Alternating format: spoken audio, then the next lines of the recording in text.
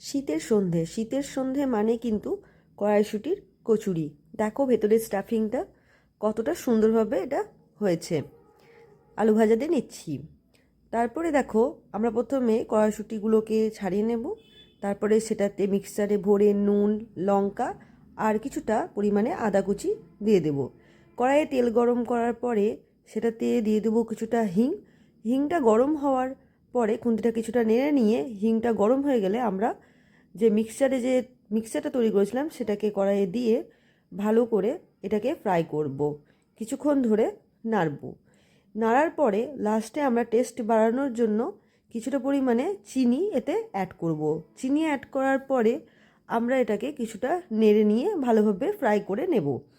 Fry করে নেওয়ার পরে দেখো আমরা কিছুটা ময়দাতে নুন আর সামান্য সাদা তেল ছড়িয়ে ময়দাটাকে ভালো করে অল্প অল্প করে জল দিয়ে মেখে নেব। মেখে নেওয়ার পরে ময়দাটাকে একটু সাদা সর্ষের তেল দিয়ে ভেতরে রেখে দেবো 15 মিনিটের মতন। তারপরে ময়দার লেচি কেটে সেই লেচিগুলোকে গোল গোল করে নিতে হবে। গোল গোল করে নেওয়ার পরে তাতে ভরতে হবে কড়াইশুঁটি, যে পুরটা আমরা রেডি করেছিলাম সেটাকে ভরে মুখটা বন্ধ করে এবার আমরা বেলনাতে এটাকে একটু ভালোভাবে বেলে নেব। একটু বড় বড় করে বললে দেখতে সুন্দর লাগে, তাই আমরা এটাকে একটু বড় বড় সাইজেরই বেলার চেষ্টা করব। এবং যতবার বেলবো তার আগে একটু সাদা তেলে চুবিয়ে নেব, তারপরে এটাকে আমরা বেলবো।